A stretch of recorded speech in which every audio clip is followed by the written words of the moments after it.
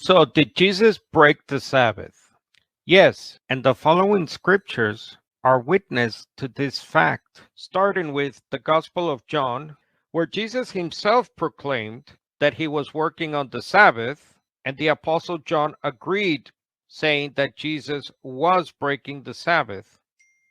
The Gospel of Matthew, chapter 12, where Jesus says his followers break the Sabbath yet are innocent. But first, note that throughout the Gospel of John, Jesus repeatedly claims to be the Messiah, that is, the prophet God had foretold Moses about back in Deuteronomy 18.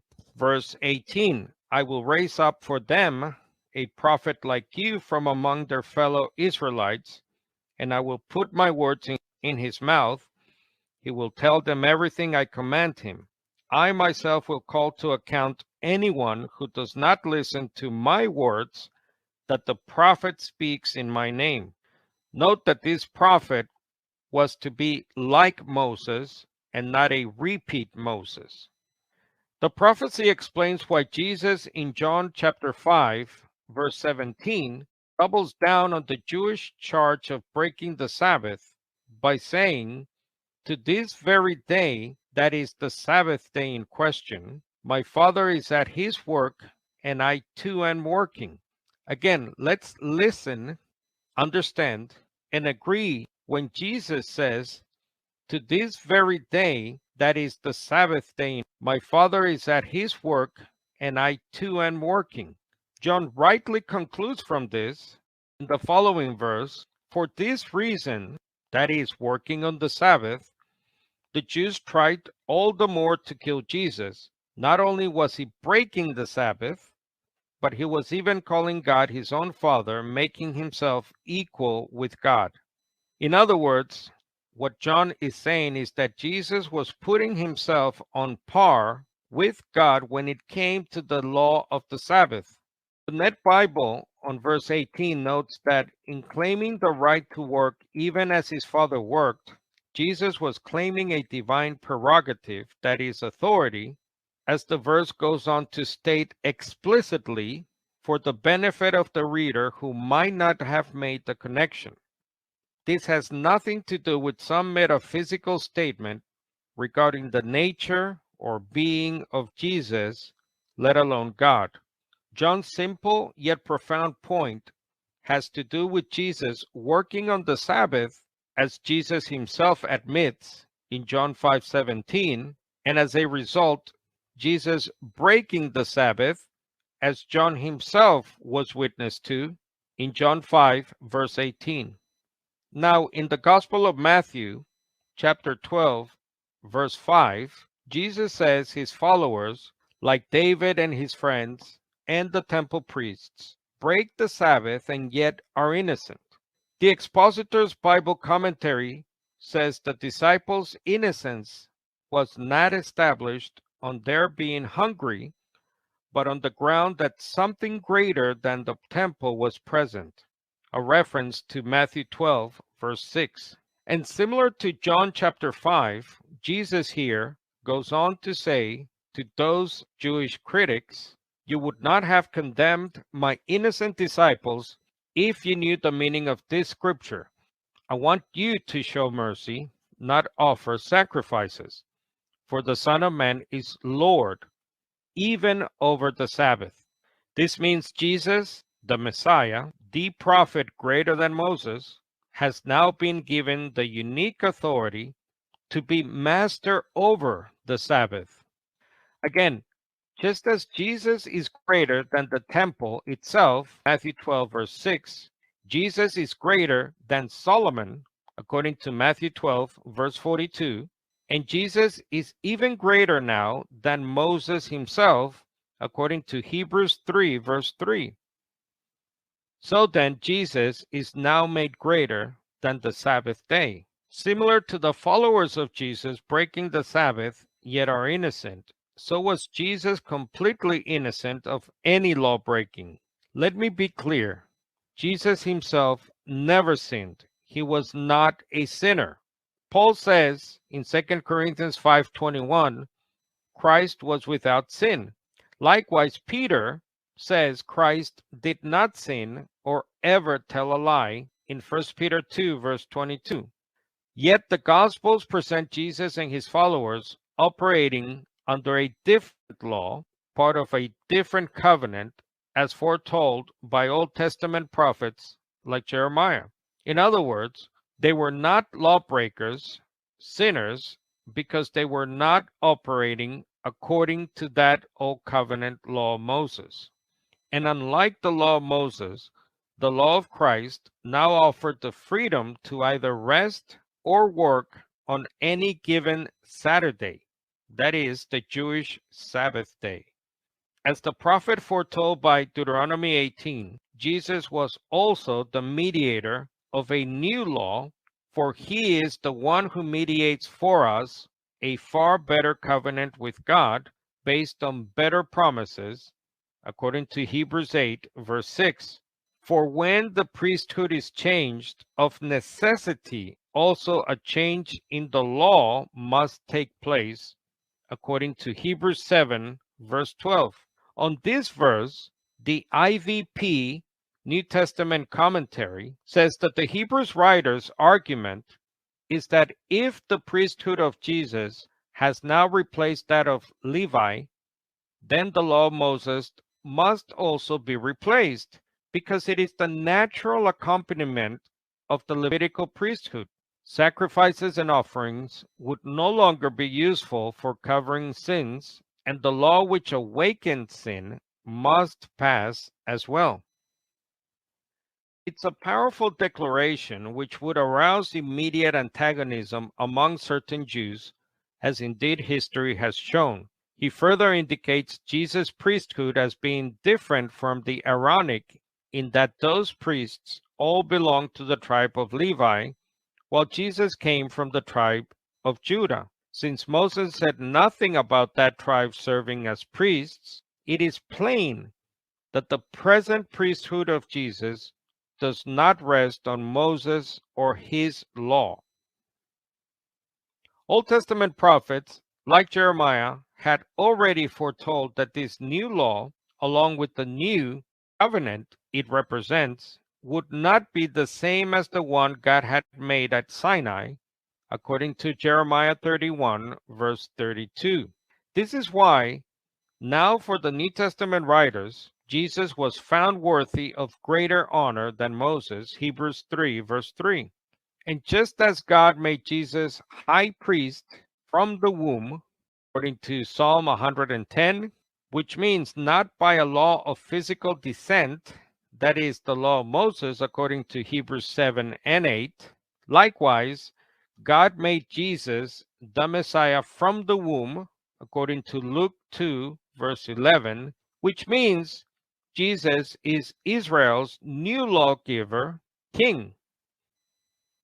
To summarize, the New Covenant, or New Testament Christianity, is based on the teaching and practice of Jesus. But if Jesus continued to observe the Old Covenant law he was born and raised under, like keeping the Sabbath, then Christ is useless to you, as Paul later warns in Galatians 5. Because if any Christian tries to be made right by the law of Moses and not by the law of Jesus, you automatically cut yourself off from Christ. And as a result, you have put yourself outside the grace of God. Instead, Christians are now under the law of Messiah and not the law of Moses. Paul, a former zealous Torah-keeping Pharisee himself, was the first to fully understand the new system brought about by the Messiah when he says in 1 Corinthians 9, "To the Jews I became like a Jew to win Jews, to those under the law, like one under the law, though I myself am not under the law, to win those under the law, to those who are without the law, like one without the law, though I," that is Paul, "am not without the law of God, but under the law of Christ to win those without the law." Note that for Paul, the law of Moses is not the same as the law of Messiah, which now is identified as the law of God itself. So I'll leave you with this final thought. If Jesus kept the Sabbath, it would have meant that Jesus was operating under the law of Moses. That is, Jesus was under the authority of Moses, which would by default have made Moses greater than Jesus. Okay, so did Jesus break the Sabbath? That's the title of this debate. Now, it's important that in this debate we address that specific point. Did Jesus break the Sabbath? This debate is not did the disciples break the Sabbath. It isn't do we have to keep the Sabbath today. Importantly, this debate also is not was Jesus accused of breaking the Sabbath. I fully concede that Jesus most certainly was accused by the Pharisees on numerous occasions of breaking the Sabbath, and now he is being accused by Carlos. Carlos is in fact making the same accusation against Jesus as the Pharisees did. Jesus was also accused by the Pharisees of being a Samaritan and having a devil in John 8:48. I would hope that Carlos does not assert that these accusations made by the Pharisees against Jesus were also correct. Rather, this debate has to be solely focused on whether or not Jesus actually broke the Sabbath. Now, I don't have much time in this opening, so I'm not going to be addressing everything, but let's quickly look at what the Bible says about Jesus and the law. The Bible tells us that the sin is the breaking of the law in 1 John 3:4. Whosoever committeth sin transgresseth also the law, for sin is the transgression of the law. And Jesus knew no sin. Hebrews 4:15. For we have not an high priest which cannot be touched with the feelings of our infirmities, but was in all points tempted like as we are, yet without sin. Therefore, logically, we should be able to conclude that Jesus could not have broken the law, or he would have been a sinner, which he was not, as the Bible clearly states. What should be noted is that every time that Jesus is accused of breaking the Sabbath, it is because he healed someone on the Sabbath. My argument is straightforward and is based on 2 points. 1, Jesus healed on the Sabbath. 2, it was legal to heal on the Sabbath. Now, one of the incidents where Jesus is accused of breaking the Sabbath can be found in Matthew chapter 12, which is also recorded in Mark chapter 3 and in Luke chapter 6. Now, when we look at this occasion depicted in the Synoptic Gospels, we will see that a question was asked. The question asked was simply, was it lawful to heal on the Sabbath day? Now, Jesus himself gives us the answer to this question. Matthew 12:12. How much then is a man better than a sheep? Wherefore it is lawful to do well on the Sabbath days. This statement by Jesus should be enough to end the debate on its own. Jesus literally states that it was lawful to do good upon the Sabbath day.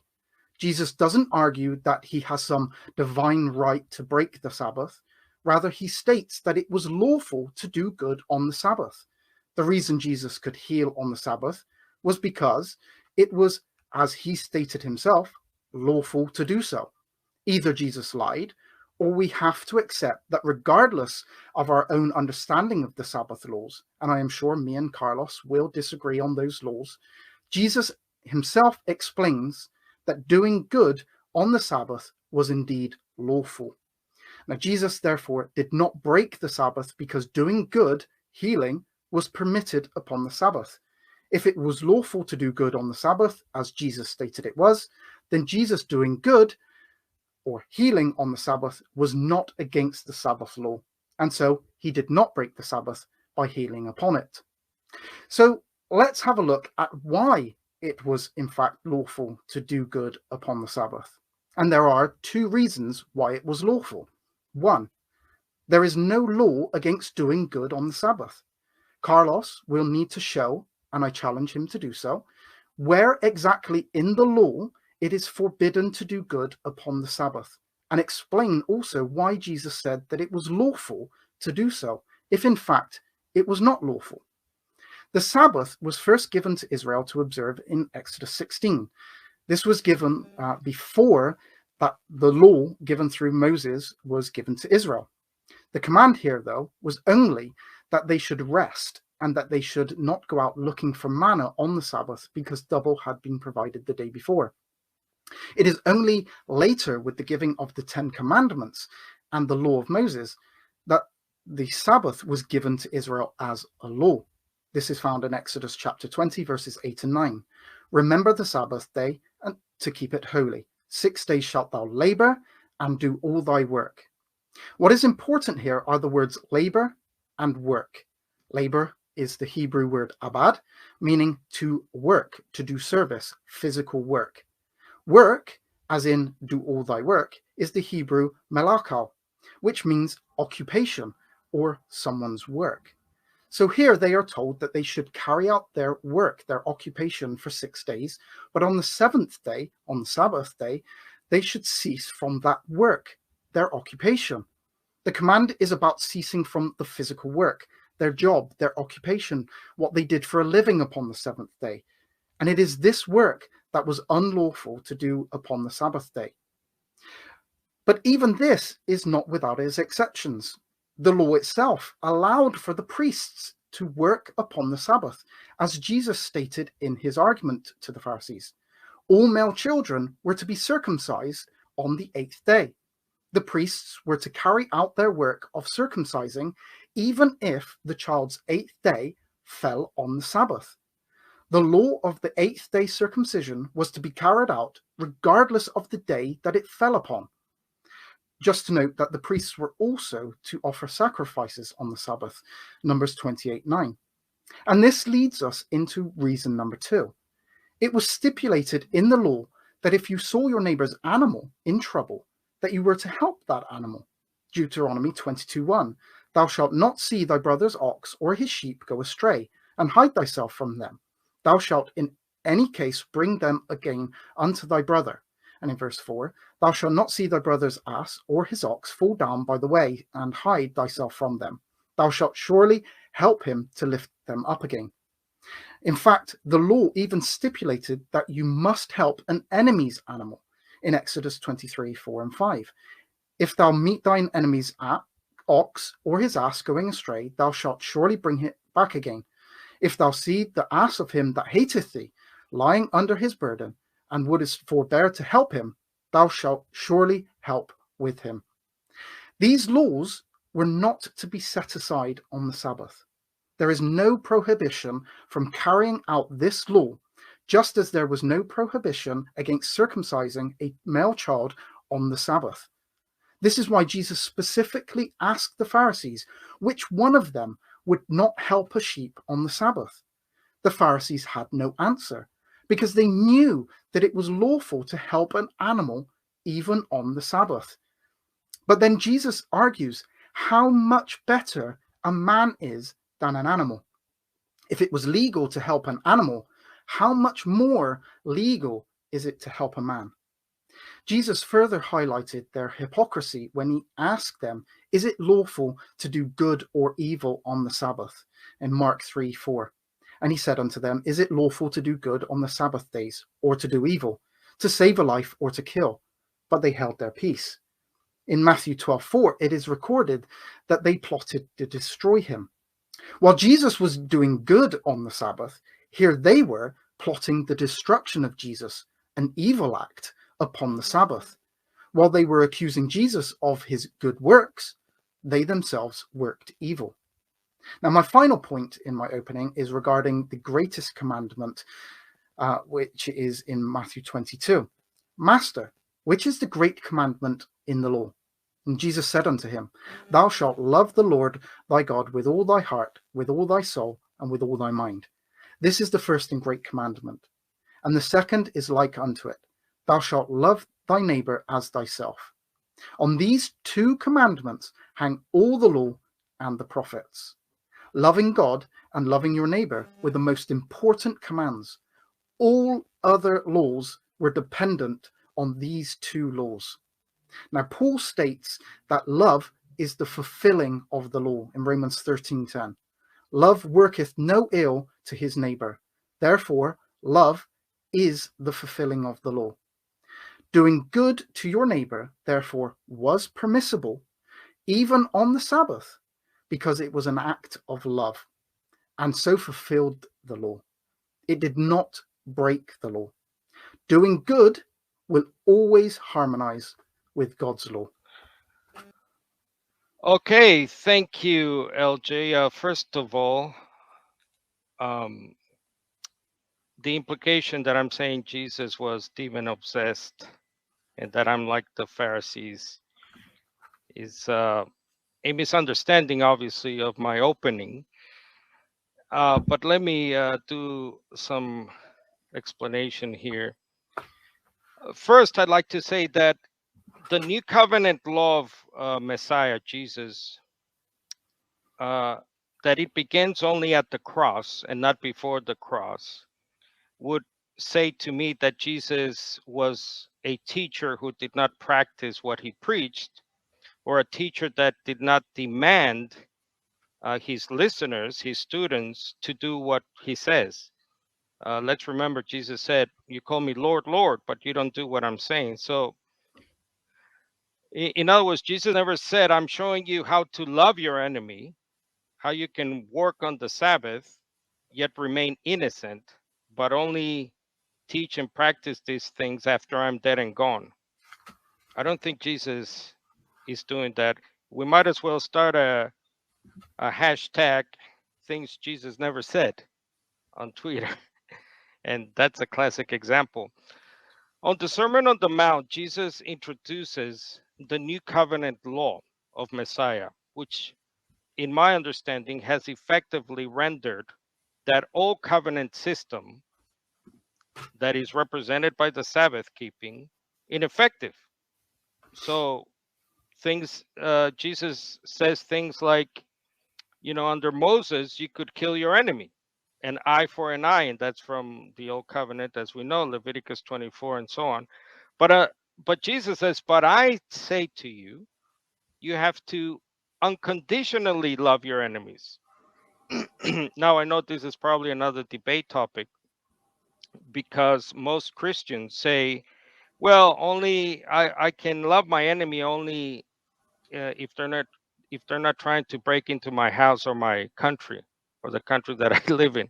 Then I can kill my enemy. But those type of commandments from Jesus are unconditional.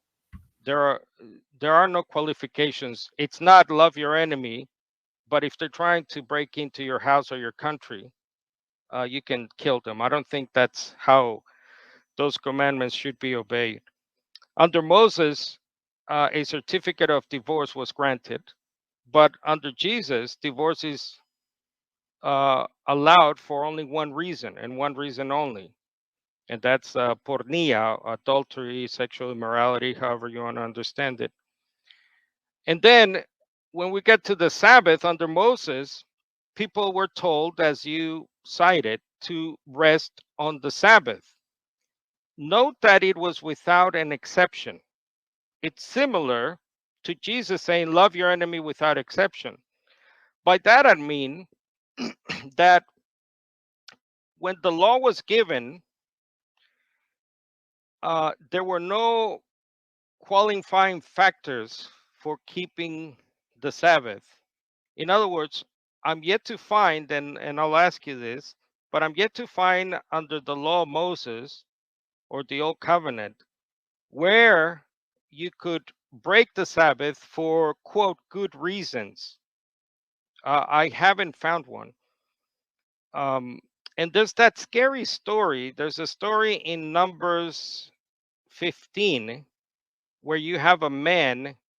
It says, Numbers 15:32, they found a man gathering sticks on the Sabbath day. And then they bring this man to Moses. And they ask Moses what to do. And Moses says, kill him.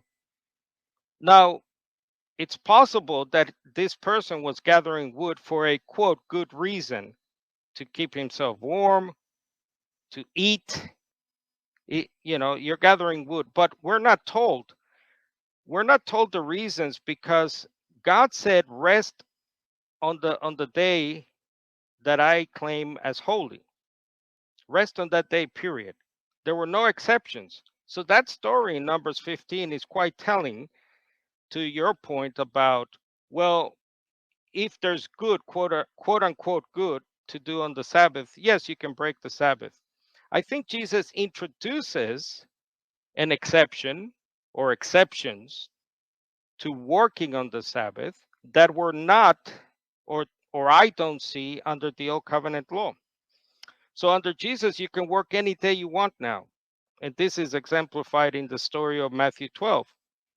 And just like God himself, Jesus says, I work even on the Sabbath day in John 5.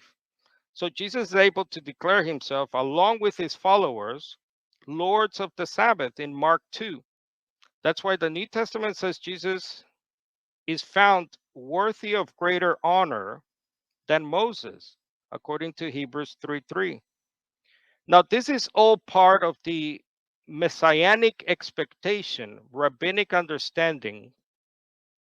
The tradition was, the understanding was in ancient Judaism that when the Messiah showed up, a new law would be executed, a new law would be given. So Jesus is a new type of high priest as well, by the way. Under that old system, as you know, Jesus would have been immediately disqualified as a high priest because he's obviously, as I said, not from the tribe of Levi. No, he's handpicked by God himself from a different tribe. Right there, you could say he's breaking the old covenant system, the old covenant law. Not Jesus, but God himself, because God designed it that way. God planned it that way. I want to read a quote here from the Word Biblical Commentary on the Gospel of Matthew on that story in Matthew 12. It says that Matthew has already introduced the reader that as the promised one, the Messiah Jesus is the authoritative and definite interpreter of the law of Moses. Thus, the demands of the Sabbath commandment, however they may be construed or understood, must give way to the presence and purpose of Jesus, not vice versa. Matthew ends this story on the important Christological note, Matthew 12. If something greater than the temple is present, remember, Jesus said something greater than the temple is here, or someone, then here is also, says WBC, Word Biblical Commentary, here is also someone greater than the Sabbath. So here's the here's a question for my the audience, LJ, not you specifically. So is Jesus the Lord of the Sabbath or not? Was Are we made for the Sabbath, or was the Sabbath made for us? There's another quote here, The Teaching of Jesus by a German scholar. Jesus claimed the right freely to determine how and in what measure the Sabbath is to be used for the good of men. And accordingly, he declared himself Lord also of the Sabbath, thus repudiating for himself and his followers, his disciples, an absolute subjection to the Sabbath ordinance or law as we find under the Old Testament law. Again, the issue here is about the lordship of Jesus. Moses, is he the Lord of Jesus? This is the implication I walk away with when we make Jesus subject to old covenant laws like the Sabbath. Because if Jesus remains under the law during his ministry, during his life, then by default, Moses is the Lord of Jesus. And obviously, that can never be. The New Testament emphasizes that Jesus is greater than the Sabbath. That's what Lord of the Sabbath means. he, he not only owns the Sabbath day, he's not only, if you can say, the boss of the Sabbath. He can either rest on the Saturday, he can work on the Saturday, but it's his baby, if you will. Jesus is greater than the temple, is emphasized in the New Testament, as we know. He's greater than King David himself. And obviously, he's greater than Moses. And then we have other teachings where Jesus clearly goes against other laws uh, pertaining to this subject, like the food laws. In Mark 7:15, Jesus says that food that you put into your mouth is not what makes you unclean, unholy. And Mark then gives that famous saying in Mark 7:19 that, oh, Jesus meant all foods are clean now. There are many other laws that we can talk about where Jesus either directly or indirectly contravenes the law of Moses. Again, he did away with the certificate of divorce in Matthew 19, and the laws pertaining to an eye for an eye, to violence. The temple tax, he says that the sons of the kingdom of God, that is, in Matthew 17, are free. They're either free to pay the temple tax or not. They're not subject to that law of Moses pertaining to the temple tax. But in Matthew 17, Jesus says, but do it for now so you do not offend them. And that's the tax collectors from the temple. So the real reason the Jews wanted to kill Jesus was due to his stance against the law of Moses. This is clear. And it's not just that Jesus was critical of the social morals, the social ethics, or traditional Jewish norms. No, it's because Jesus clearly stood in public saying things like, my Father works today. Guess what? I am working today. And John goes on to say, Jesus was breaking the Sabbath. That's John. John 5:18. That's not Carlos the Pharisee, as I have been just called.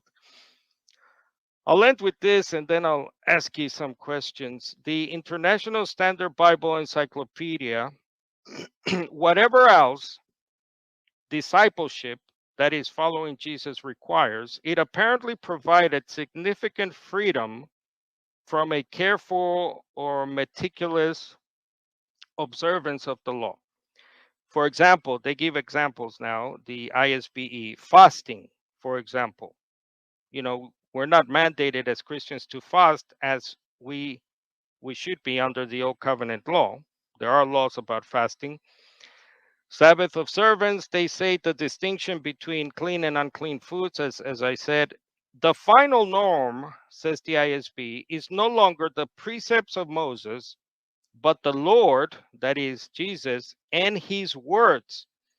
And that's what I want to stress tonight, that we listen to Jesus, not just Paul. Most of Christianity points to Paul and sometimes his emphasis on the cross. Well, Jesus nailed the law, the old precepts, the ordinances on the cross. So I don't have to keep, you know, the food laws. I don't have to keep the Sabbath, observe the Sabbath. No, no, they point to Paul all the time. I want us to go back to the Lord of Paul, and that's the Lord Jesus himself. So ask yourselves, who is your Lord? Who is your true Lord this evening? So let me ask you a couple of questions, LJ. Thanks again for being here. So you said you do not personally yourself keep the Sabbath. Is that right? I don't keep the Sabbath. No, Okay. that isn't my that isn't the argument that I'm making. That So we need to keep the Sabbath. why not follow Jesus? I do follow Jesus. It is my understanding that Jesus kept the law of Moses as a first covenant Jewish man who had come to be the Messiah, to not break the law, but to fulfill the law, to fulfill it with love. And the new covenant, which was brought in through Jesus, as you've stated, was brought in on the cross when Jesus died and was resurrected. It was his blood that brought in the new covenant. And so before that, Jesus kept the law. Right. Should Jewish Christians, so people who are of Jewish descent by blood, today, should they continue to keep the Sabbath? No, Okay. Again, why not? If Jesus was a Jew and he was because under the law Jesus of Moses. because Jesus, we now follow the law of Jesus. We follow um, the new covenant that Jesus brought in, which you correctly have stated that the new covenant would be brought in through the Messiah, that there would be a new covenant, that the law of Moses would pass away. But as you've also stated, that the law was nailed to the cross, and it was on the cross that Jesus uh, basically did away with the Old Testament law. We're not dealing with whether we have to keep the law today. The argument or the debate is, did Jesus break the Sabbath? Can Um, I can I ask if Jesus then let's go back to Jesus before the cross. So yeah, he's subject to the Sabbath. He's keeping the Sabbath, Jesus. yes. Uh so why did he say, I am Lord of the Sabbath? As I understand that statement, as I said, that means Lord. The word Lord, as we know, means master of, boss of, if you will. Mhm. So why did Jesus say, listen, I'm Lord of the Sabbath? Because the Sabbath was given to man as a day of rest. It was a blessing. Isaiah 58:13 states that the Sabbath was meant to be a delight, and the Sabbath was given to man to be for man, not the other way around. And so, because Jesus is the Lord of everything, he's been given the power over everything. He's also been given the power over the Sabbath So as well. The let Sabbath me, doesn't dictate. yep, let me pause you there. So Yeah, when you say, so we agree Jesus was given lordship or power, as you put it, over the Sabbath day. yeah. So, but Jesus did not have the power, or I would say the authority, to either work or not work on the Sabbath. I wouldn't argue whether Jesus had the authority to work on the Sabbath and other people were not. That wouldn't be my argument. Whether Jesus had authority to work on the Sabbath through being given by his Father, by being the Lord of the Sabbath, that wouldn't be something that I would need to argue. My argument would be that Jesus literally stated that it was lawful. His argument was not, I have been given authority to break the Sabbath or to do things on the Sabbath which are not lawful. His argument was that what he did on the Sabbath was lawful. Where does the law of Moses say it was lawful to break the Sabbath for what you call good Okay, works or I've things like that? stated I stated in my opening the law where basically Jesus quotes the law, or he asserts to the law by stating to the Pharisees, which of you would not help a sheep on the Sabbath day? And he literally he states on the Sabbath day, which one of you would not help a sheep? So Jesus is going back to the law where we are told that on the Sabbath day, um, we, So they were meant to help the animals that were in need. right, And Jesus then states, which one of you would not help a sheep? And right. then his argument was that humans are more important than an animal. Now, you want a statement that states that it was lawful to do good upon the Sabbath. Where does it state in the law that you can circumcise upon the Sabbath? Well, I'm asking the questions. I'll ask you about Numbers 15. So a Mm-hmm. man is killed for gathering wood. We're not told the reason. We're not Uh, told a reason. could that could that work, quote unquote? Could what that man have had been doing at that time, could that have been for quote good reasons, like I said, to keep warm or to even cook, or maybe for the animals in the barn? Is that a You're asking me. possibility?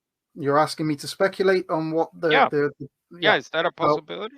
as we're not told, it's just as possible that he was actually doing that as part of his work. So Like building a house. we don't know the Right. reason why Okay. or what the sticks were. So When we can't speculate on that. Thank you. Let's go back to John 5:17. My Father is always at his work to this very day, and I too am working. Hmm. The day there is the Sabbath. Do you agree? He's Hmm. working on the Sabbath, Jesus? Yeah. Okay. Jesus doesn't go on to specify that, oh, listen, no, don't get me wrong. I'm obeying the Sabbath. I'm just doing good works. So he's working on the Sabbath. And then in John 5:18, John reports that for that reason, Jesus was, for working on the Sabbath, Jesus was breaking the Sabbath. Hmm. Uh, what does that mean to you when John Okay. says, well, Jesus was breaking the Sabbath? Yeah. John is reporting what the Pharisees had basically I'm sorry, stipulated. LJ. Let me rephrase the question. Sorry. If Jesus is not really breaking the Sabbath, Yeah. as you are asserting, why did John say Jesus was breaking the Sabbath, and why did Jesus himself say, "I'm working on the Sabbath"? Sorry. Because because again, I believe that John is reporting what is being accused of Jesus, and he's just extrapolating what was being stated. Do you agree that Jesus got rid of the law of divorce introduced by Moses in Matthew 19? I believe that Jesus was stating that that is what he desired, and that when the law, when the new covenant um, came in, that is what we were to follow. Do you agree that Jesus abolished the food laws in Mark 7? No, I don't No. believe that Jesus abolished it. I believe that Jesus correctly that he explained the food laws. Okay. When Jesus says in Mark 7:15 that nothing that enters you Hmm. from the outside can defile you, can Yeah. make you unclean, Yeah. is he referring to food there? Food? Yes.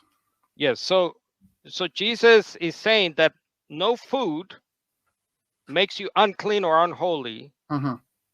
towards God at that point. Fully agree. So you agree? Hmm. That's not breaking the food laws? No. Okay. If the Luke 16:16 says that the law and the prophets were until John the Baptist, as you Hmm. know. Yeah. If the law was until John, in other words, until John the Baptist showed up, why would any of the old covenant laws, like the Sabbath, apply to Jesus? It sounds Because like the until is a sort of, up to this point, and then afterwards it's well, something. if you want to argue that, then you could just basically state that once Jesus was born, the the whole law was then null and void.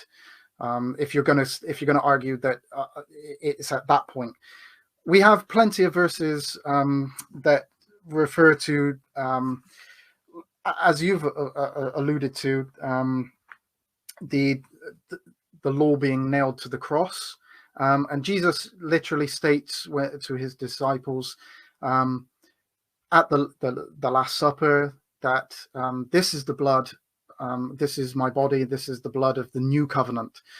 So it is the blood that is the new covenant. It is when Jesus dies that brings in that new covenant. So up until that point that Jesus dies, we are old covenant, and after that we are new covenant. Can It is through can the I blood. Thank you, LJ. Can I clear something up? You seem to be saying that you cannot do your job on the Sabbath, but you could do other things, other jobs on the Sabbath, other work. What Is that right? what are you classifying as a job? Oh, the healing, taking Is helping the donkey out of the ditch, as you is that a job, or is that just a requirement of law? right. So you can do certain work on the Sabbath that Well, you deem good, but yeah, not other work. Yeah, because Jesus Right. literally states that you can do So good so upon the let me Sabbath. let me give you a hypothetical. If I'm picking up sticks, picking up wood in the forest to build my house, winter is coming, would you accuse me of breaking the Sabbath? Of picking up sticks to build a house, Yeah, would that be your job? right. Would I be breaking the Sabbath? I On that basis, I wouldn't be able to answer that. It depends It, on what you're classifying as a job. Are you doing good works for someone where else? where are the words of the new covenant? Where do you find the words of the new covenant law that we have been discussing? The new covenant law, 1 Yeah, John where 3, do we 1 find them? John 3:23. Sorry, John. 1 John 3:23. These are this is the law of the new covenant. Right, but where, for example, when Moses spoke to the people, right, Hmm. it says they were the words of the covenant. Yeah. Where do we find the words of the new covenant of what Paul goes on to call the law of Messiah? Where do we find those words, Okay. those 1 laws? John 3:23 is the new law. All right, that concludes Carlos's cross-examination and rebuttal. LJ now has 25 minutes to rebut Carlos and to cross-examine. Whenever you're ready, Okay. LJ. Yeah. I'm not. I don't think I'm going to need 25 minutes. But as I've stated, Jesus literally states that it was lawful to do good upon the Sabbath. Um, Lawful. The Greek. Now, I'm not a Greek speaker, but I do believe Carlos is a Greek speaker, or at least knows some. Can you? So this is a question for Carlos. I'm going to go straight into a question for you. Sure. In that in Jesus' statement, when he states that it is lawful to do good upon the Sabbath, can you tell me what the Greek there is? So it's XST, and what that means. And if it doesn't mean that it is lawful, what does it mean? What the Greek of to do good is, I'm just looking it up here, to do something which profits others, to do someone a favor, to benefit, to do well, to do right, to do good. So I Okay. agree with the translations. Okay. So if Jesus states that it is lawful, it is good to do on the Sabbath. Yep. Okay. How then is that breaking the Sabbath? If Jesus is saying that it is lawful to do good upon the Sabbath, Mm-hmm. where is the breaking of the Sabbath there? Right. Well, as I explained, when we say that Jesus is breaking the Sabbath, what I'm saying is that Jesus is the new covenant lawgiver. He's the new Moses. So, for example, in Matthew is very important to this topic, obviously. Matthew presents Jesus as the second Moses, if you will, and then Hebrews gives us those descriptions of Jesus is worthy of more honor than Moses, for example. So, and Jesus, as I said, is under the old system, under the law that you're defending here, because Jesus is subject to an old covenant law, the Sabbath. Under that law, Jesus is immediately disqualified as a high priest, for example. So Agreed. something new has come in, something new has happened. So So, when did Jesus become high priest? according to Hebrews, when he appeared, there's a verse, I have to look it up. It says, when he appeared as high priest. You can go to Psalm 110, and also I would argue that Jesus from the womb is high priest, just as he is Messiah from the womb. Psalm 110, verse 3 and 4, I believe. Okay. Yep. So it's your understanding that Jesus is high priest from the womb, and so while on earth before his crucifixion, he was high priest. Yes, he's functioning as a high priest already. For example, the healings are a type of purification that only a priest, for example, could do. He cleanses people from leprosy, for example.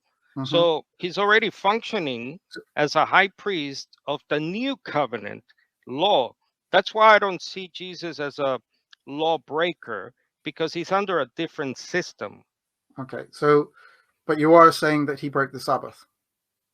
He broke it insofar as he has the authority. He's Lord of the Sabbath. He's not So bound why didn't by, Jesus argue that he had authority to break the Sabbath? I Why did believe, he say that it was lawful? He didn't say that this is the new law and that I'm acting under the new law. He stated that it was lawful for him to do so. yeah, I think he says it in the declaration where he makes himself Lord of the Sabbath, by saying he makes himself, he has the authority given by God to say, listen, I am Lord of the Sabbath.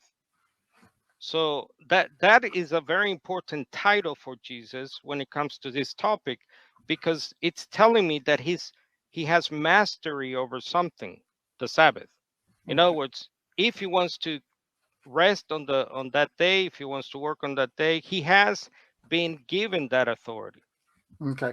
So when he states when he's talking to his disciples on at the Last Supper, and he says that this is the blood of the new covenant, what does he mean by the blood of the new covenant? If the new covenant has already started, what does he mean by this is the blood of the new covenant? Well, he is heralding his death. He is announcing his death, and the blood, the cross is of course very important. I'm not trying to minimize the cross, by the way. The cross is the seal of approval, if I can put it that way. But we need a law. We need words of a law already in place.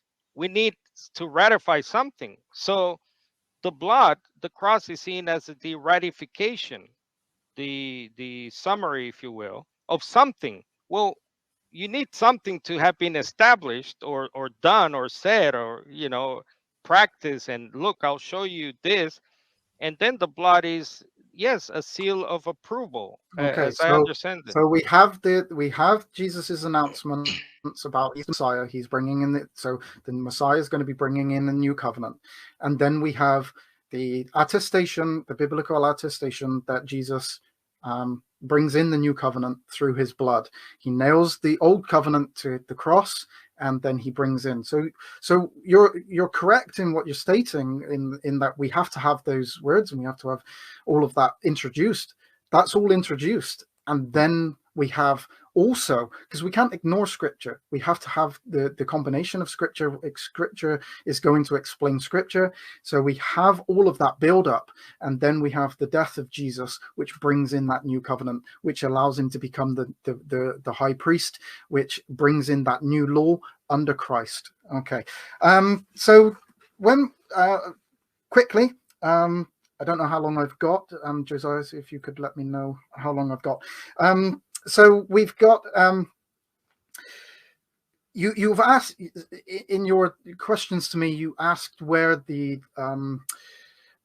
we get that the goodness could be done upon the Sabbath, which I did allude to, which Jesus goes back to the law where he's stating that it is okay to do good on the Sabbath, where if your sheep is in danger, or your neighbors or even your enemies sheep needs help, Jesus alludes to that and says that it is okay to do that. Now, yes, you are correct. There is no law there that states, oh, you can do this on the Sabbath. But there is no law that says you cannot do this on the Sabbath, because the law there is a loving law. It's to your neighbor. It fulfills the law. So you can do good because it supersedes the Sabbath law, in the sense that it is, the goodness is allowed, because goodness always is allowed in the law of God.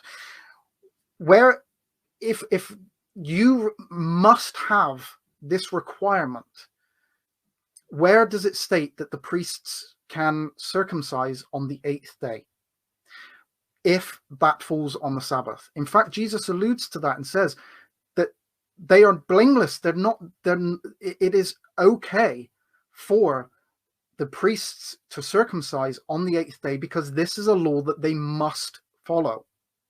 And so this law is allowed to be done upon the Sabbath, because the Sabbath is there only as a day of rest, it's a blessing to Israel. It's not there to burden Israel. It's there to bless and to it's for Israel, not it doesn't govern them and dictate the things that they could do. So where would we find the law that states that they are allowed to circumcise on the 8th day? In the New Testament or the Old Testament? In the Old Testament. Oh, I don't remember off the top of my head, but if I could just say about this topic, I agree with you that Jesus takes those exceptions. So we have Matthew 12, right? He says, well, listen, the temple priests, they break the Sabbath, yet are innocent, right? But I believe that under the new system that Jesus is teaching, practicing, and showing us already before the cross, Jesus is introducing these exceptions, if you will, as a general rule, because as far as I know, none of his disciples or followers in Matthew 12 were of the house of David. None of them were Davidic descent, I believe, except obviously Jesus. None of them were Levites, I believe. If so, maybe one. I can't recall. But my point is that Matthew 12 is very important because it heralds, it announces what's coming, that we are now kings and priests in waiting, if you will. And Jesus says, you state that what's coming, not what is. The kingdom of God, I meant, sorry. The kingdom of God. Kings and priests of the kingdom of God, right? Yeah, in the new, okay. Right, in the Messianic age. My point is that, so those exceptions, and I agree with you, there are exceptions to the Sabbath, to keeping the Sabbath, like the circumcision. But Jesus now does something new. And this is why I say that this is not something that was a rule under the old system, the old covenant. So But now, do we have where do we find that this is an exception?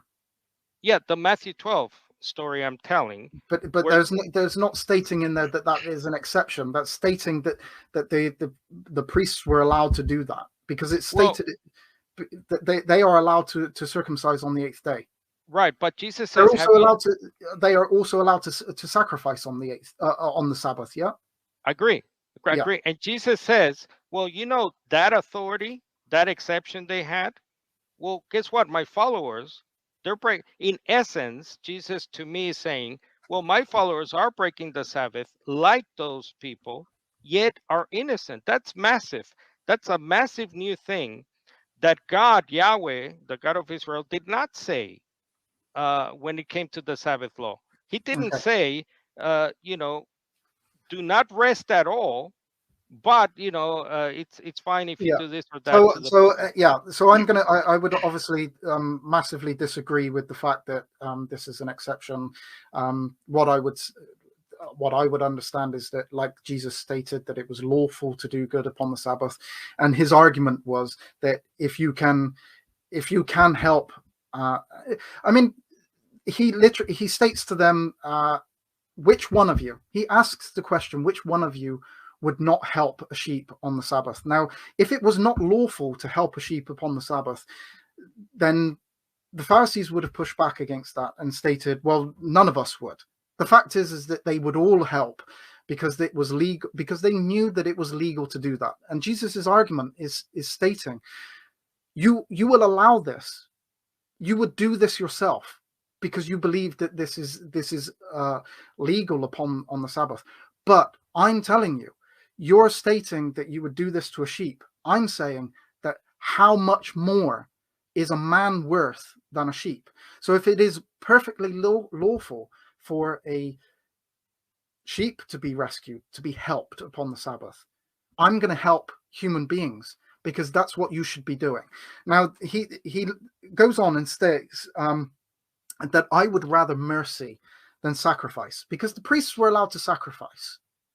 So this was something that the priests were allowed to do upon the Sabbath.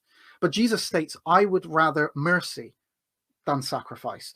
Now, that is a quotation of Hosea 6:6. Now, if we go back to Hosea 6:6 and look at the word there, the Hebrew word for mercy there, it's chesed, and it means goodness, kindness. Jesus is saying that it is lawful to do goodness, to kindness upon the Sabbath, because this is what is beyond the Sabbath. Right? You're allowed, the priests are allowed to do sacrifice upon the Sabbath, but I'm saying, and this is a quotation of the Old Testament, so this was God's words. I would rather mercy, goodness on the Sabbath, right, than the sacrifice. Now, when we go, I want to get to John 5, and I don't know if Josiah can bring up John 5. You went to verse 18, and you said that Jesus didn't expound upon that, but I'd like to go to verse 21 if possible. I don't know if you can bring that up. John 1. John 5, verse 21. Yeah.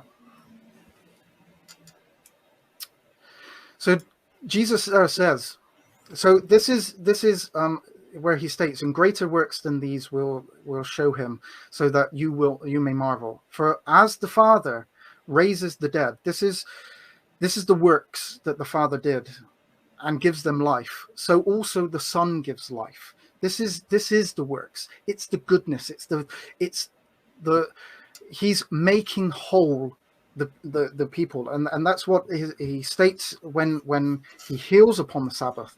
He states, you allow these priests to work upon a part of a human being, upon a man, upon a boy on the 8th day, but I'm working on the whole. I'm creating life. I'm giving back life. I'm giving goodness. This is this is what I believe, that the works that Jesus is saying that is allowed, because God always does good, and the goodness is always there. In your I did see a video that you did, and you talked about, and I just want to quickly touch on it. You talked about the burdens that Jesus talked about, that they when it comes to the I forget which one it is in John 5, John 7, where he tells the man to pick up his mat. Is that John 7 or 9? Yes. Yes, I know what 7 you're or 9, saying. I think. Anyway, and in that you argued that Jesus was allowing the man to break the Sabbath. He was given instructions because carrying a mat was against the law. John 5:8. Yep. It's John 5. Okay. And you go back to Jeremiah, where Jeremiah 17 verses 21 through 27, Yes. where we get that they were profaning the Sabbath and they were carrying burdens upon the Sabbath. So Nehemiah is confronting the nobles of Judah, and he says to them, "What evil is this that you are doing? Yeah, profaning the Sabbath day. Did not your fathers act in this way? And did not God bring disaster upon us? Yeah, and upon this city. Now you are bringing more wrath on Israel by profaning the Sabbath." So here Nehemiah is referring back to that, the profaning of the Sabbath. So how did they profane the Sabbath? Well, if we go up and we look at verse 15, is it carrying mats? Is it carrying anything at all? Or does Nehemiah explicitly explain to us how the breaking of that Sabbath, how they profane the Sabbath. In those days I saw in Judah people treading wine presses on the Sabbath and bringing in heaps of grain and loading them on donkeys, and also wine grapes, figs, and all kinds of loads. There, in some translations, that's burdens, which they brought into Jerusalem on the Sabbath day. And I warned them on the day when they sold food. Okay, this is all about the buying and selling on the Sabbath. The profaning of the Sabbath wasn't carrying mats around. This wasn't what by Jesus allowing the blind man to carry the mat. That wasn't breaking the Sabbath. That wasn't profaning the Sabbath. The Sabbath is all about not working and not doing commerce, and that is what Nehemiah explains here. What brought on all of that, the destruction upon Israel in Jeremiah? This is explained here, that what they were doing, exactly what their fathers had done. They were selling and buying on the Sabbath. Now, if we go to 2 Kings 11, verses 4 through 12, and you'll see here, so it's 2 Kings 11,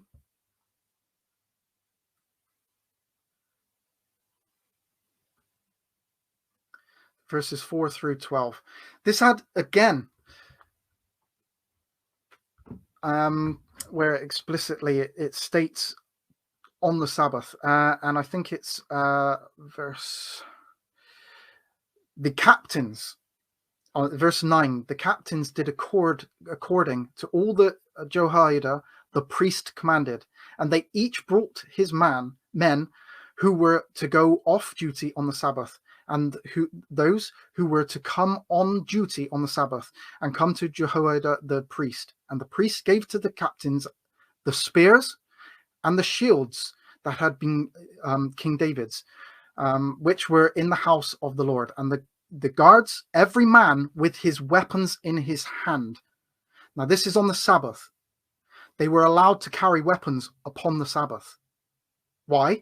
Because carrying weapons, carrying things, mats, was not prohibited upon the Sabbath. What was prohibited was to carry out work, commerce. Okay. One last one in 2 Kings 4, verses 18 through 23. Nope. I'm not sure if that's it, actually. It might be 18 through 23. Yeah. So this is Elisha raises the woman's son, and she states that, or her husband states to her, "You're going to go to the prophet, but it isn't the new moon." And that's in verse 23. And he said, "Why will you go to him today? It is neither new moon or Sabbath." She said, "All is well." Now, the reason why she was going to, that is stated, is because the prophets did their work upon the Sabbath. And it was perfectly acceptable for the prophets to do work upon the Sabbath. And it was understood that the prophets would do work upon the Sabbath. It wasn't profaning the Sabbath. This is when they worked. This was allowed. This is something that the prophets did upon the Sabbath. And lastly, I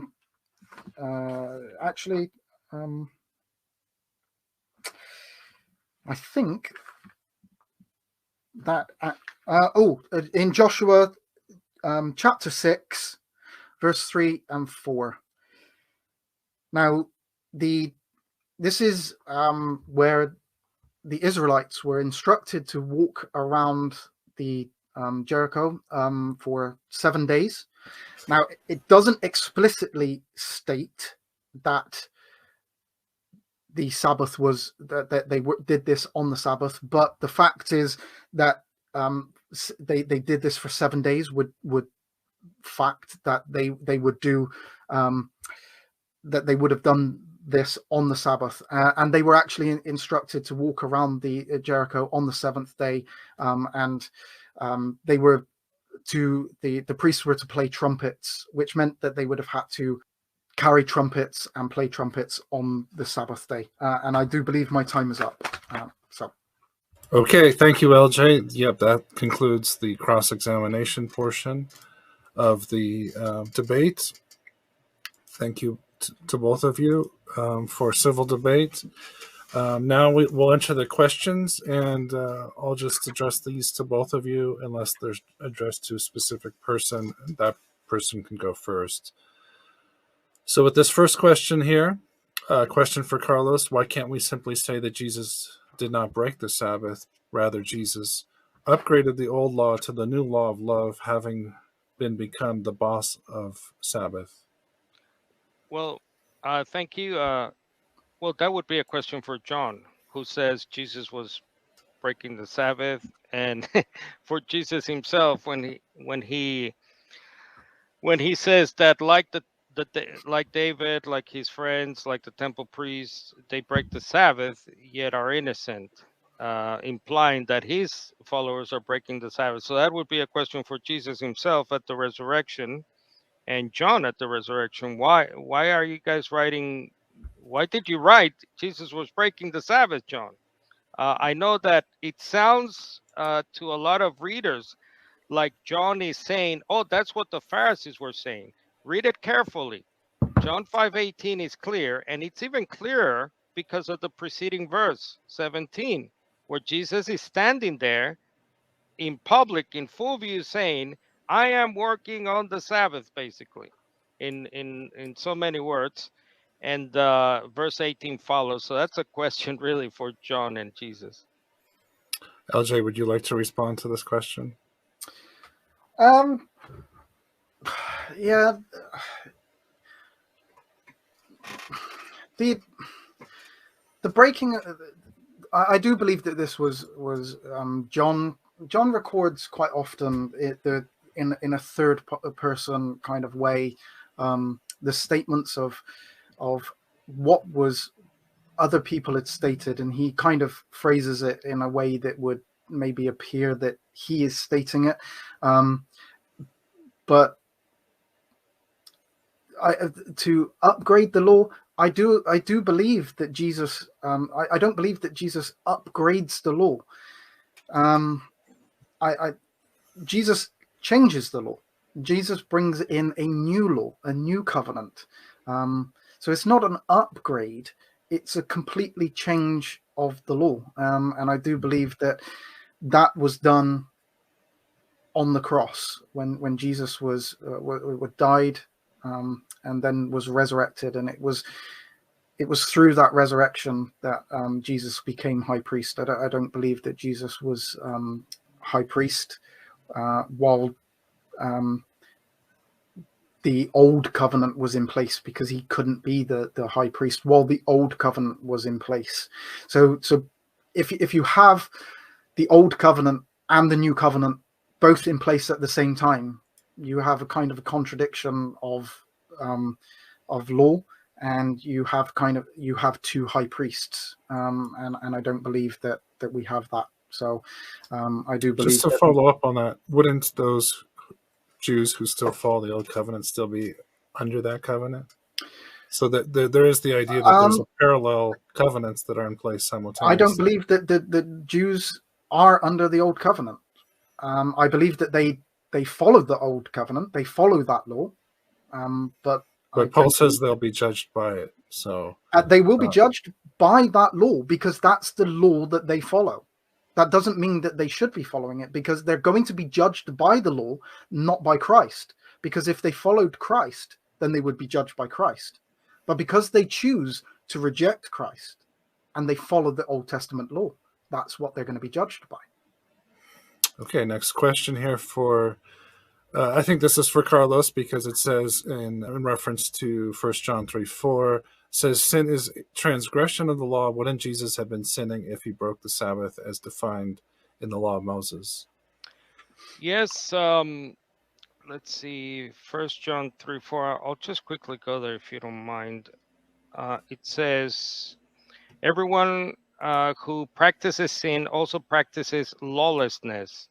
Indeed, sin is lawlessness or the transgression of the law, as some other translations have it.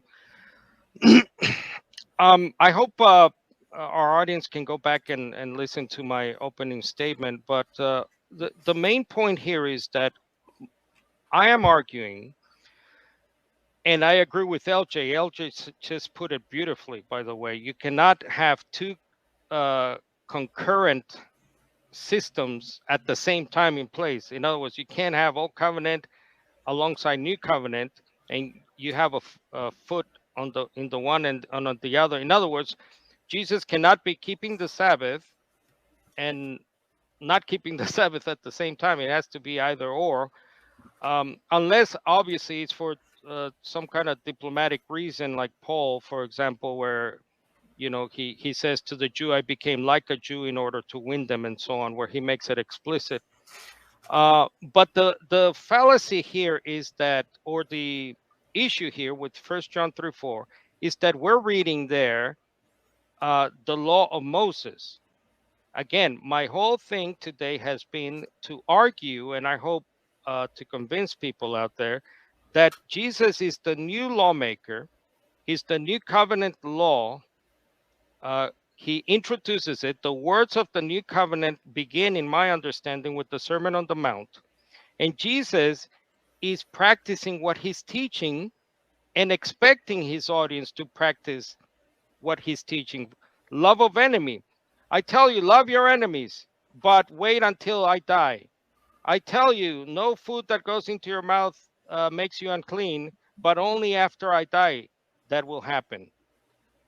The cross is the official ratification, the stamp of approval, the seal of approval of what has come before.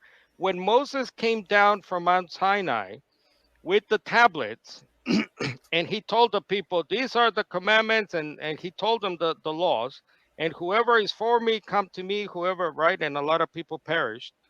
The those laws started right there. And if you go back to that story of Sinai, the shedding of the blood happens much later, but people are expected to obey the newly minted on stones commandments right there and then. And then they sprinkled the blood, if you remember in that story. Then Moses does the ratification. So it's a fallacy to say that Jesus is not practicing what he's preaching, because obviously that would make Jesus a hypocrite in my estimation. LJ, would you like to respond? Okay, yeah. Well, the sprinkling of the blood is when so the law was given to through Moses, and it was actually, if we go back and read that, and I understand we don't have really time to go back and do that, but it was actually through the sprinkling of the blood that the covenant was introduced, and that was, although the law was given to Moses to give to the people of Israel, the law actually didn't come in until that covenant, when they agreed to follow those laws, and then Moses sprinkled the blood. So I think that is incorrect what he's stating there. Now I know we do, again. I know we don't really have time to go back and ask questions of Carlos, but something that he brought up there was that Jesus was that the law was already in place. Now Jesus was circumcised, so I would like to ask, if it's possible to ask, whether Carlos actually believes that circumcision is a requirement for the new covenant, because if it isn't, then can he explain why Jesus was circumcised under the old covenant if at his birth the new covenant was introduced? So why would Jesus have needed to be circumcised if the new covenant was already in place at his birth? Carlos, would you like to respond to that? Sure, that would be like saying, well, Paul was circumcised, so Christians should get circumcised today. But I think But we agree that Paul was not Paul under was the old. Paul was a Jew, and So and this was a long time before Jesus had brought in the new covenant. right. And Paul wasn't following Jesus at that time, so he would have already been circumcised. So I don't really see the comparison there at all. I would just quickly say, Josiah, so we can move on to the questions. Yes, Jesus was born under the law. He had to keep the law. He was circumcised. My one of the things I want to quickly clear up is that the new covenant system comes with the beginning of the ministry of Jesus. Before then, Jesus is a Torah-abiding Jew, as you know, hypothetical. We don't have records of before that, but it's the words of Jesus that I'm trying to go back to here. Not just Paul. Paul is great. Paul is great with the cross and the blood. The book of Hebrews the same. But let's go back to Jesus and his words during his ministry. Obviously, before then, he's circumcised. He's a Torah-abiding Jew, as far as I know. So. So I do think that you contradict yourself there, because you did state that that you actually cited Psalm 110 to state that Jesus was high priest from his birth.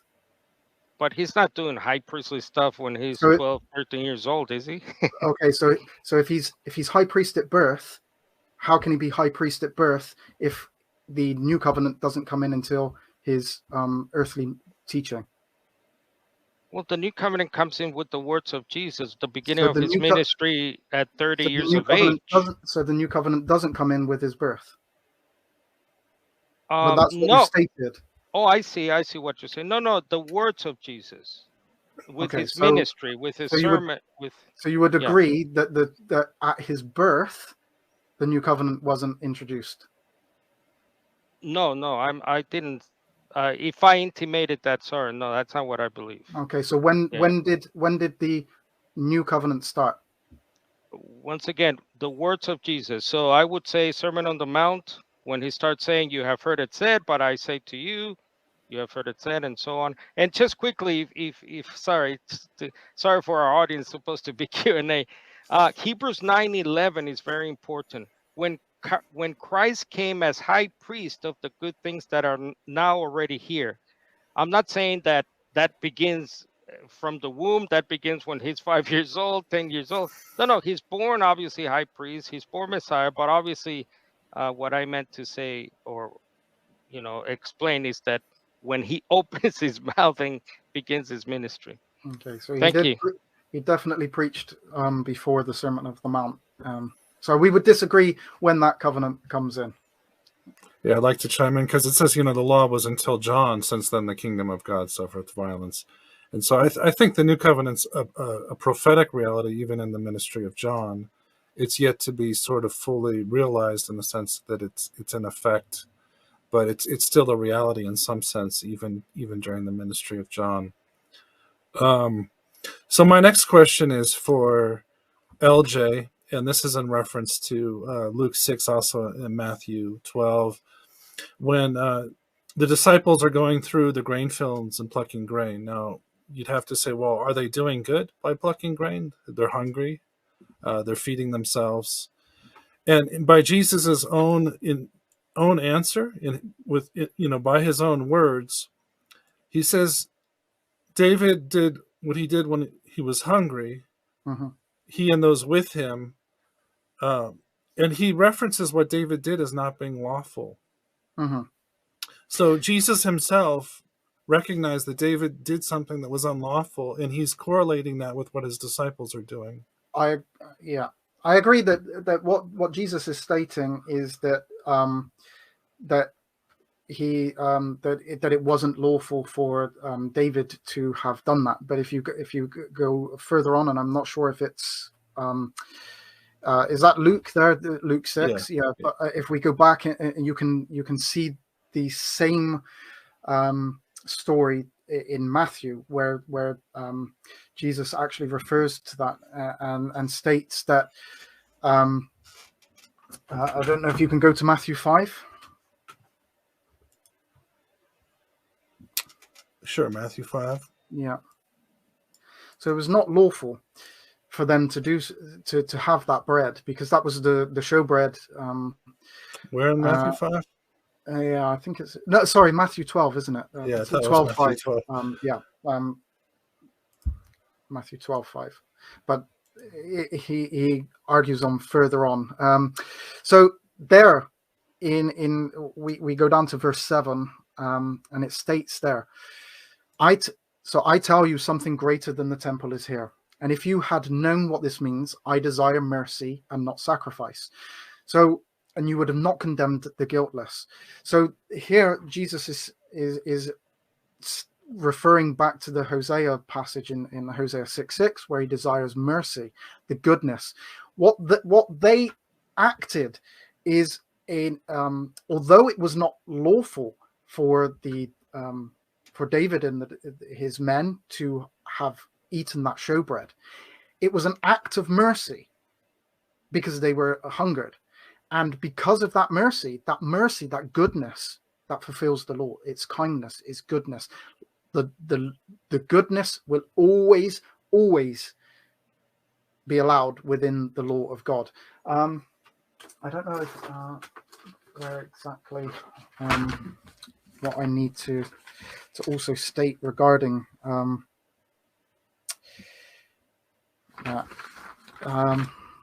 sorry, yeah, that's kind of, Yeah, my point is that Jesus recognized that David had broken the Sabbath.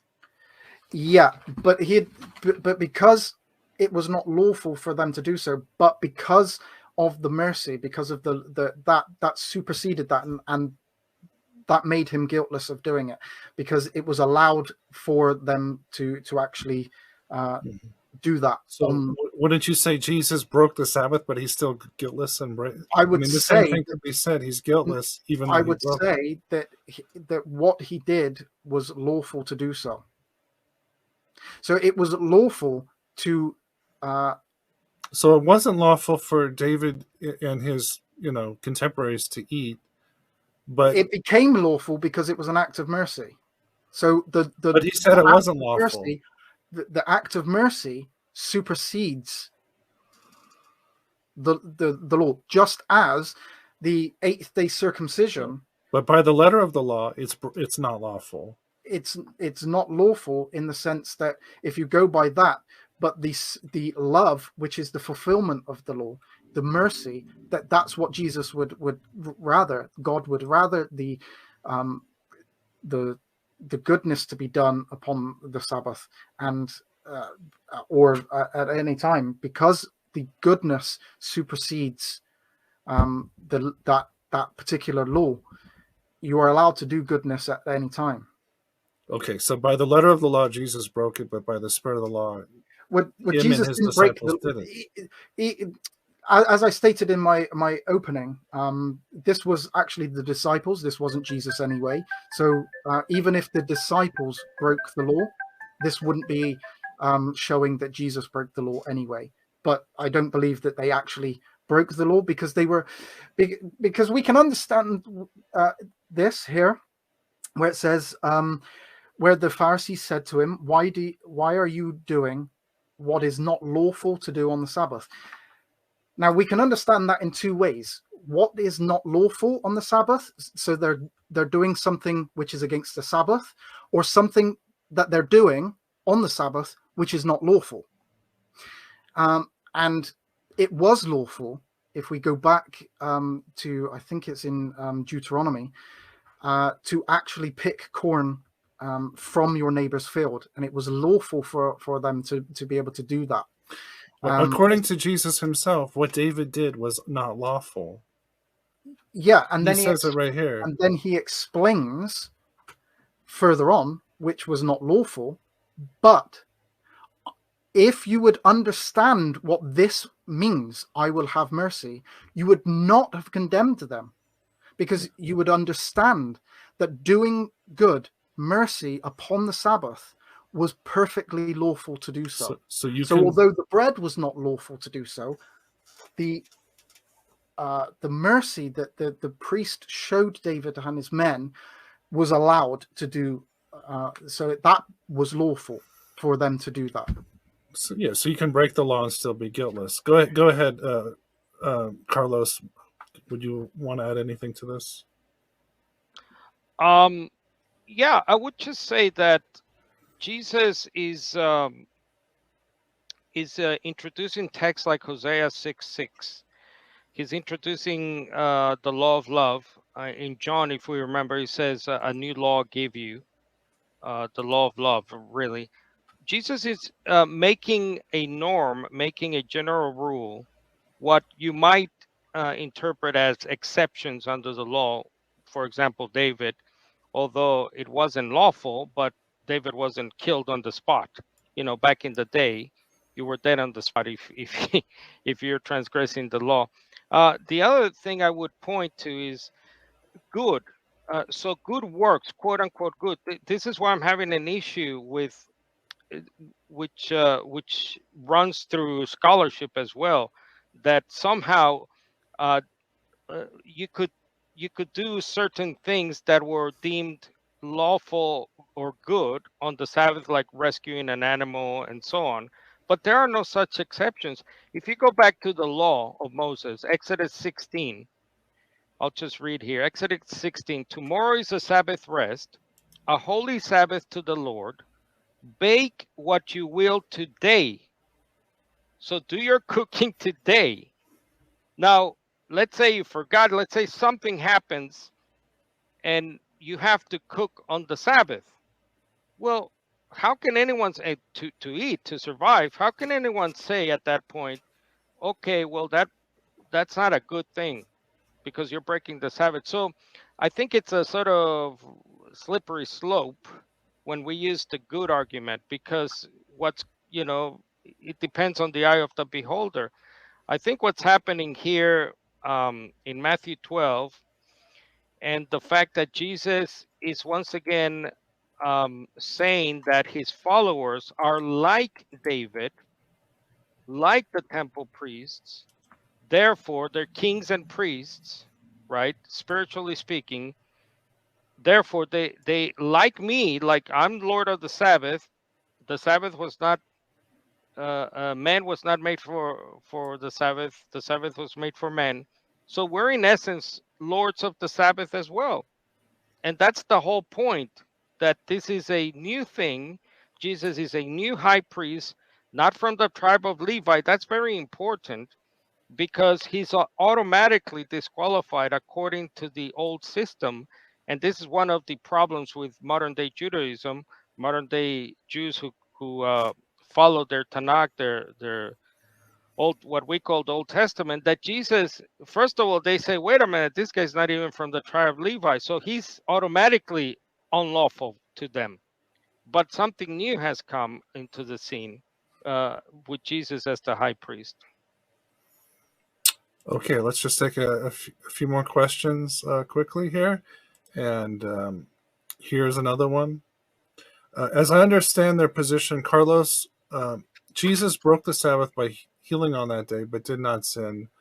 LJ, Jesus did not break the Sabbath when he was healed on that day because healing was a good act. So this is simply a yes or no with any clarification. Are these your positions? Yeah, my position is Jesus didn't break the Sabbath when he healed on that day, because it was an act of goodness which was allowed. And as I've stated, there is no prohibition against doing good upon the Sabbath. In fact, there is stipulation within the law that you must help an animal.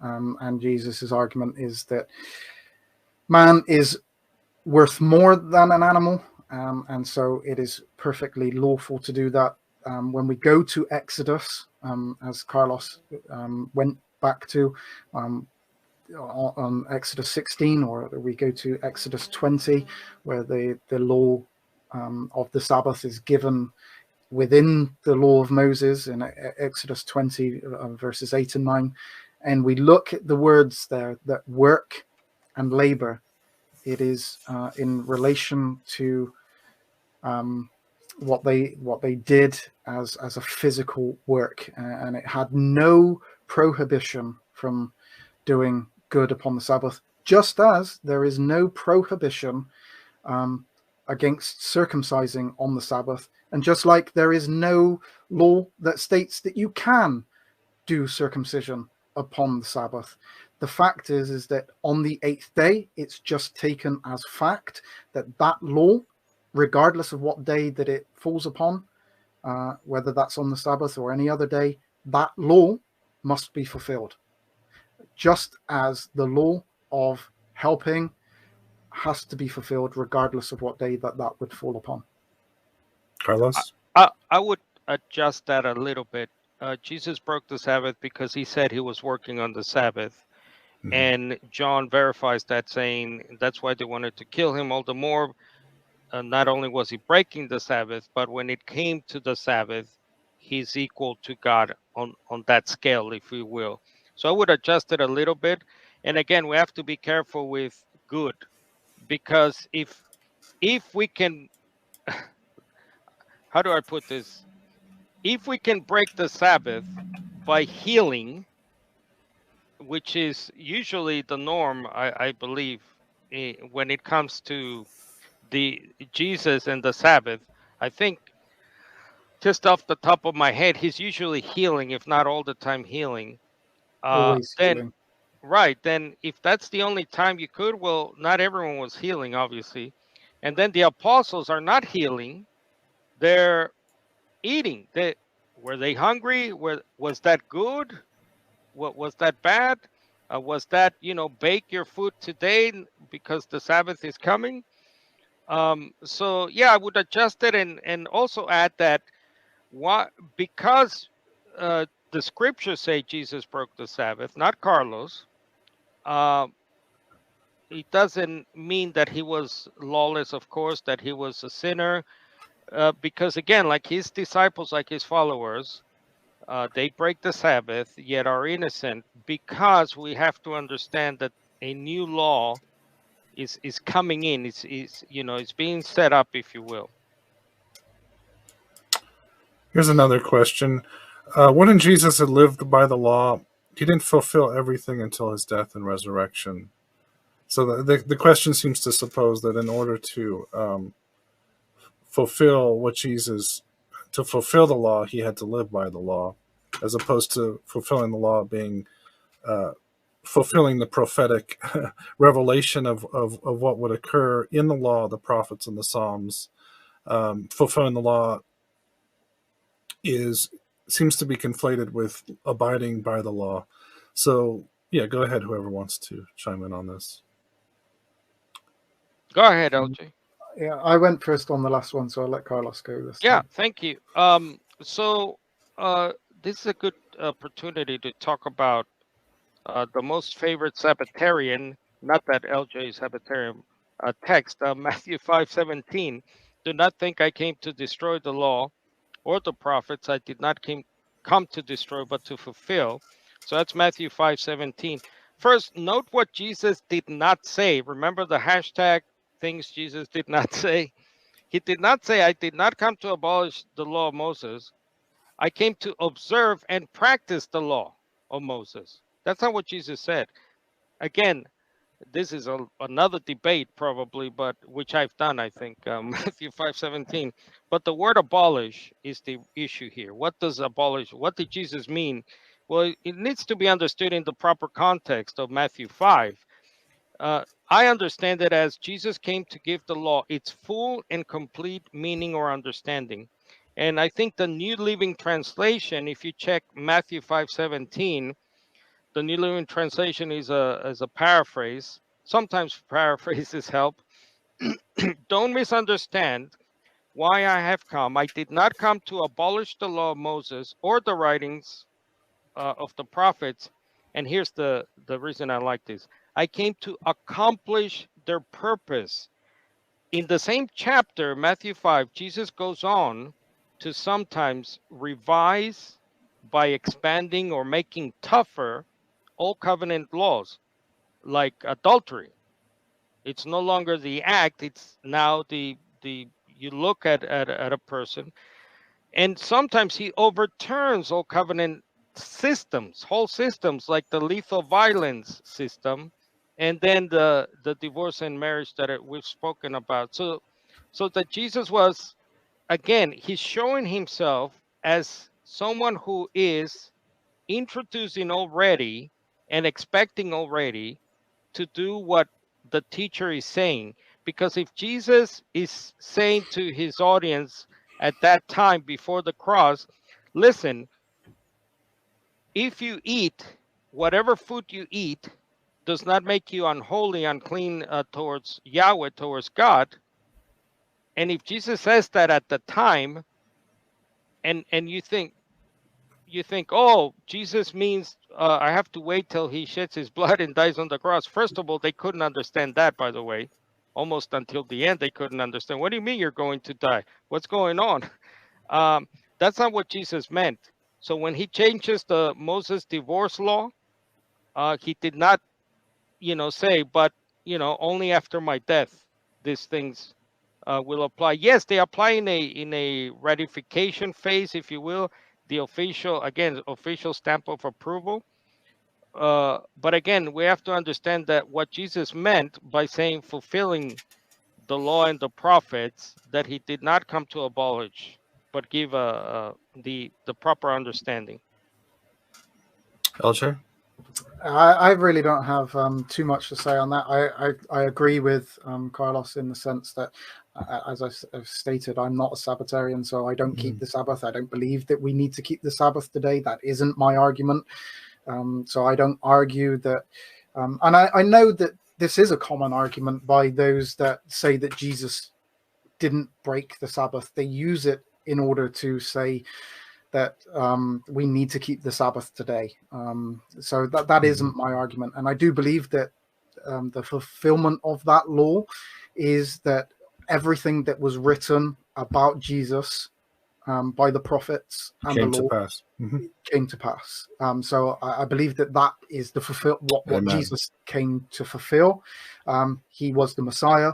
The law and the prophets stated that Jesus, that the Messiah would come, the Messiah would die, and the Messiah would be resurrected, and that is the fulfillment of that law and the prophets. So I wouldn't in any way try to argue that that he has to keep the law for that specific reason. I would argue that Jesus hadn't yet brought in the new covenant, and so was under the old covenant, and so kept the old covenant law. But he was guiltless under the, not because he didn't break the law, but because he was guiltless for breaking it. And again, I would argue that he didn't break the law, and Jesus literally states that doing good upon the Sabbath was lawful to do so, and that was his argument. But David broke in, but he was guiltless. So in some sense, there was this goes to the next question I had. Is it prescriptive or descriptive? Like, if the concept that you can break the law and still be guiltless, like for the priests and for David, feeding, being hungry and eating of the showbread, that seems to imply that the law is more descriptive rather than you have to abide by the letter of the law being prescriptive. How would you respond to that, LJ? Again, that is in reference to the disciples breaking the Sabbath, or the apparent disciples breaking the Sabbath in Matthew 12.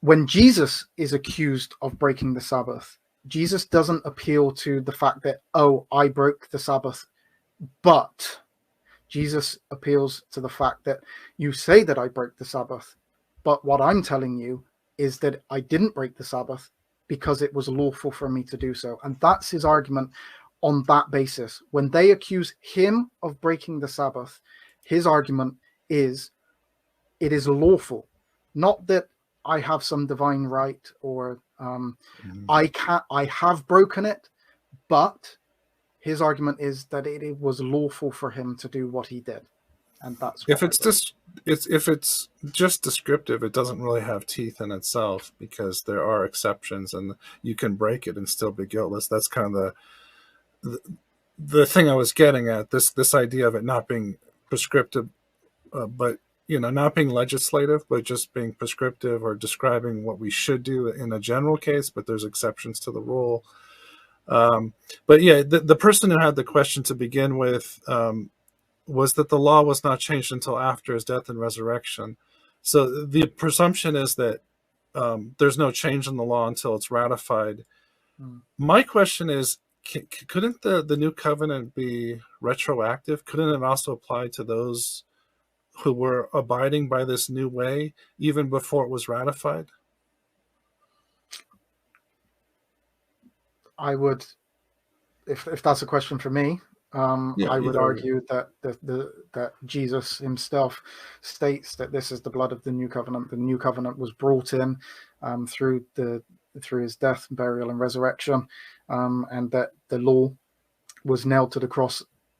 So if the law was nailed to the cross, and we can't have two laws in place, it was at the death Well, of who Jesus. says we can't have two laws in place? Is that a rule? I don't. I think Carlos would agree that we wouldn't have two laws.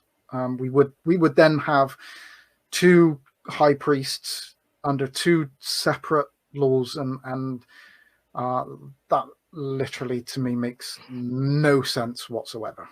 Well, if those who observe the law are under the law, and those who are under the law of Christ are judged a different way according to their faith, then it seems like they're both applicable simultaneously.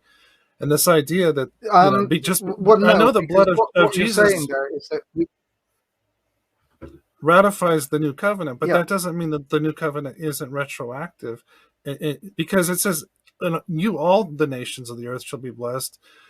Not only your distant descendants, but isn't beneficiaries of this new covenant go all the way back from all the way back into ancient time, or does it only apply to those after Christ? I would think that this new covenant blesses the whole world in every generation. I would argue that the new covenant is applied to those that come after Christ's death, burial, and resurrection, and the fact that they are judged by the old law doesn't mean that they are under that law. It just means that they have accepted, and that is how they have chosen to be judged. And every man will be judged according to their belief in Jesus Christ. So those that don't believe in Jesus Christ, while they may be following the old covenant law, they're already judged because they haven't accepted Jesus as their Messiah. And so they haven't accepted that new covenant. And so they will be judged by the old covenant, the one that they follow, which is no longer in place.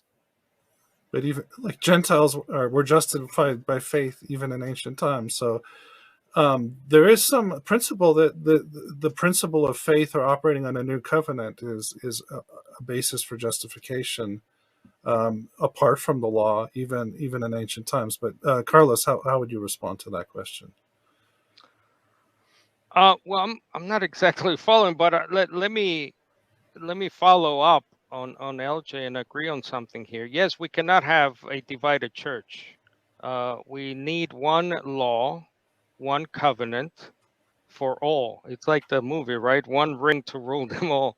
You cannot have a divided church. Now, the Jerusalem Council tried to deal with this, obviously. So the Pharisees there who became believers, they said, "Hey, wait a minute, brother Jews.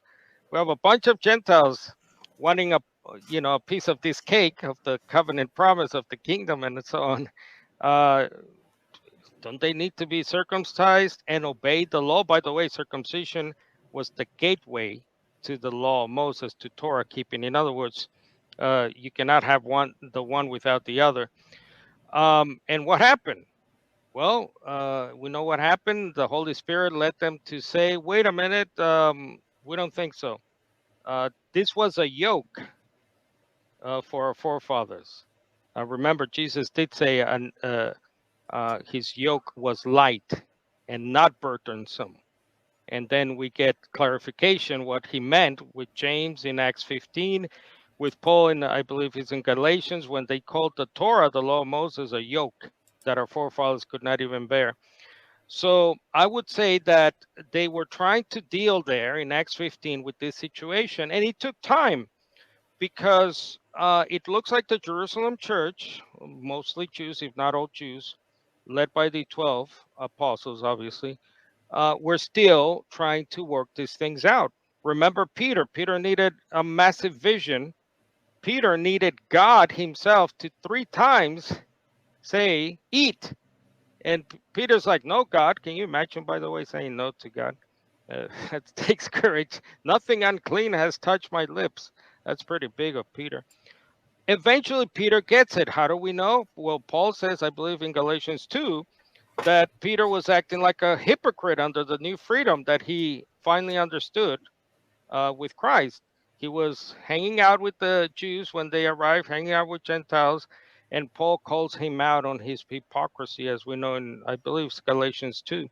So, yeah, I would say, I would argue that, and I think we agree, LJ, that one law, one spirit, as there's one baptism, and as there's one God the Father as well. So, oh, and if I may quickly, Luke 16:16, it's very important. The law and the prophets were in force. I like this translation of the Net Bible. Luke 16:16. The law and the prophets were in force until John. Since then, this verse indicates a shift. There's a movement Yeah. So away from something. right. Something begins to be there. Yeah.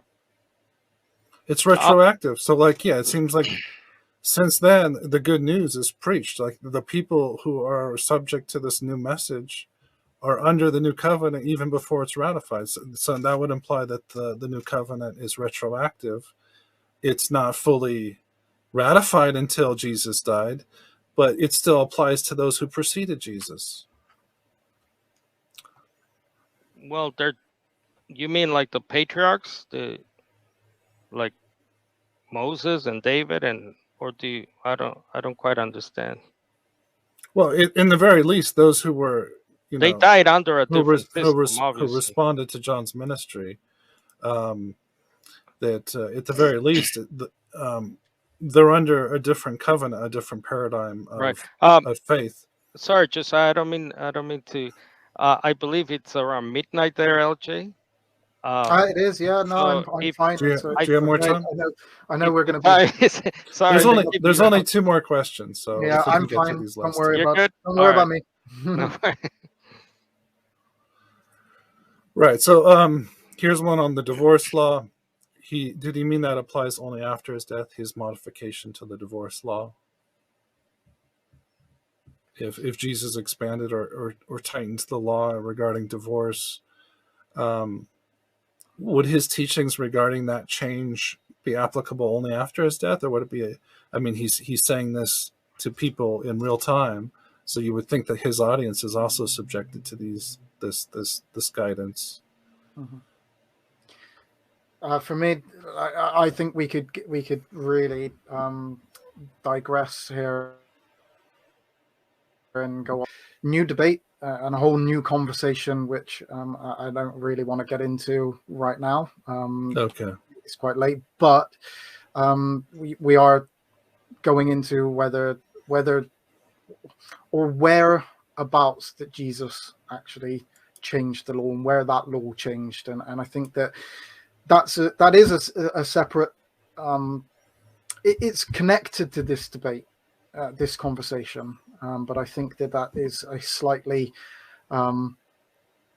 a topic that itself could lead into a 2-hour conversation.